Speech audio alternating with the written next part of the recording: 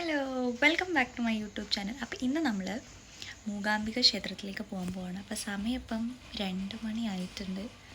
അപ്പം നമ്മൾ KSRTCയിലാണ് പോകുന്നത്. അന്നത്തെ എവിടേക്ക് നമ്മൾ പോകുന്നു, എന്തൊക്കെ ചെയ്യണു, ഫുൾ വീഡിയോ ഉണ്ടാവും. ഇതെല്ലാവരും ഫുള്ള് കാണുമെന്ന് വിചാരിക്കുന്നു. കണ്ടോക്കാം. ഞാൻ എൻ്റെ ലൈഫിൽ ആദ്യമായിട്ട് KSRTC പോകാനുള്ള എല്ലാ എക്സൈറ്റ്മെൻറ്റോടെയാണ് നമ്മൾ കയറിയത്. പക്ഷെ കയറി കഴിഞ്ഞപ്പോൾ നമുക്കൊരു കോൾ വന്നിട്ടുണ്ടായിരുന്നു തിരുവനന്തപുരത്ത് നിന്ന്. KSRTC മഴ കാരണം 1-1.25 മണിക്കൂർ ലേറ്റ് ആയിരിക്കും. അപ്പോൾ നമ്മൾ കാറ് കൊണ്ട് KSRTC സ്റ്റാൻഡിൽ പോയി വിചാരിച്ചു കഴിഞ്ഞു. ഇപ്പം നമ്മൾ കാർ എടുത്ത് ഡയറക്റ്റ് മൂകാംബികയ്ക്ക് വിടാം. KSRTCക്ക് പോകണമെങ്കിൽ പെർ ഹെഡ് നമുക്ക് 550 വരെ ഉള്ളൂ. ഇനിയിപ്പോൾ നമ്മൾ ബുക്ക് ചെയ്തൊന്നും നോക്കണ്ട, ഇനി വണ്ടി എടുത്ത് തന്നെ പോകാൻ വിചാരിച്ച് അങ്ങനെ നമ്മൾ ട്രാവൽ തുടങ്ങി. ബസ്സിലാണെങ്കിൽ ഇവിടുന്ന് മൂകാംബികയ്ക്ക് ഒരു 8 മണിക്കൂർ യാത്ര ഉണ്ട്. നമ്മൾ കാറിലാണെങ്കിൽ ഒരു 5 മണിക്കൂർ 40 മിനിറ്റ്. അങ്ങനെ ഞാനൊരു ഉറക്കമൊക്കെ ഇറങ്ങി എഴുന്നേറ്റ്. അപ്പോൾ നമുക്കൊരു 5:30-6 മണിയായപ്പോൾ ഒരു കോൾ വന്നിട്ടുണ്ടായിരുന്നു. അവർ KSRTC സ്റ്റാൻഡിൽ എത്തിയിട്ടുണ്ട്, പക്ഷെ നമ്മൾ ക്യാൻസൽ ചെയ്തോളാൻ പറഞ്ഞു. അങ്ങനെ നമ്മൾ കാർത്തിക് എസ്റ്റേറ്റിൽ എത്തിയിട്ട് നമ്മൾ അവിടുന്ന് ബ്രേക്ക്ഫാസ്റ്റ് കഴിക്കാൻ വേണ്ടി നിർത്തി. അങ്ങനെ ഫൈനലി നമ്മളൊരു 11-12 മണിയാകുമ്പോഴത്തേക്ക് മൂകാംബിക എത്തി.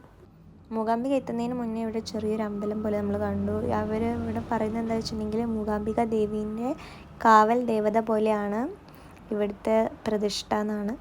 ഇവിടെ ഒരുപാട് തൊട്ടിലുകൾ ഇങ്ങനെ കാണാം, പിന്നെ വളകൾ, അങ്ങനെയൊക്കെ ഇവിടുത്തെ എന്തോ വിശ്വാസമാണ്. ഇവിടെ എന്ത് പ്രാർത്ഥിച്ചാലും നടക്കുമെന്നാണ് അവർ പറയുന്നത്. അങ്ങനെ അവിടെ നമ്മൾ തൊഴുതിറങ്ങിയിട്ട് നേരെ റൂമിലേക്ക് പോയി കാർ പാർക്ക് ചെയ്തു, സാധനമൊക്കെ അവിടെ വെച്ചു. നമ്മൾ ലഞ്ച് കഴിക്കാൻ പോകുന്നത് പപ്പ മീൽസാണ് ഓർഡർ ചെയ്തത്. ഞാൻ ഫ്രൈഡ് റൈസാണ്. നമ്മൾ പുറത്തെത്തി കഴിഞ്ഞിട്ടുണ്ടെങ്കിൽ പരമാവധി നമ്മുടെ നാട്ടിലത്തെ ഫുഡ് ഓർഡർ ചെയ്യാത്ത നല്ല, കാരണം നമ്മളുടെ നാട്ടിലത്തെ ടേസ്റ്റ് അല്ല. പിന്നെ ഈ ആക്ട്രസിന് നിങ്ങൾക്ക് ആരാന്ന് മനസ്സിലായോ?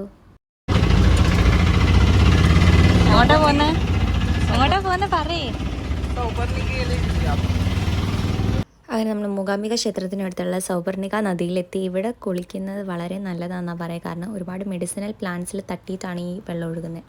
പക്ഷേ ഇപ്പോഴത്തെ അതിൻ്റെ അവസ്ഥ ഭയങ്കര മോശമാണ്, ഭയങ്കര ചെളിയാണ്. അങ്ങനെ നമ്മൾ നദിയിൽ നിന്ന് കയ്യും കാലും കഴുകി റൂമിൽ വന്നിട്ട് കുളിച്ച് ഡ്രസ്സൊക്കെ മാറ്റി തൊഴാൻ പോകുന്നു.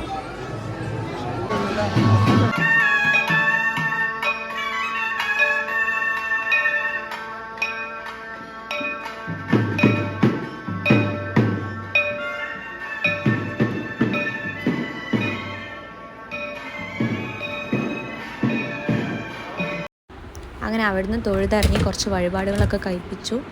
നാളത്തേക്കുള്ള കുറച്ച് വഴിപാടുകൾ ഷീട്ടാക്കി. അതിനുശേഷം നമ്മൾ സാന്നിധ്യം റെസ്റ്റോറൻറ്റിലേക്ക് കയറിയിട്ട് പൊറോട്ടയും പനീർ ബട്ടർ മസാലയും ഓർഡർ ചെയ്തു, പിന്നെ ഒരു ചായ. അങ്ങനെ ഫുഡൊക്കെ കഴിച്ച് നമ്മൾ നേരെ റൂമിലേക്ക് പോയി കിടന്നുറങ്ങും. എന്നിട്ട് നാളെ രാവിലെ 6 മണിക്കാണ് വിദ്യാരംഭം ഉള്ളത്. അപ്പം നാളത്തെ പാർട്ട് 2 ആയിട്ട് ഞാൻ പോസ്റ്റ് ചെയ്യാം. അപ്പോൾ അത്രേ ഉള്ളൂ. ടാറ്റാ.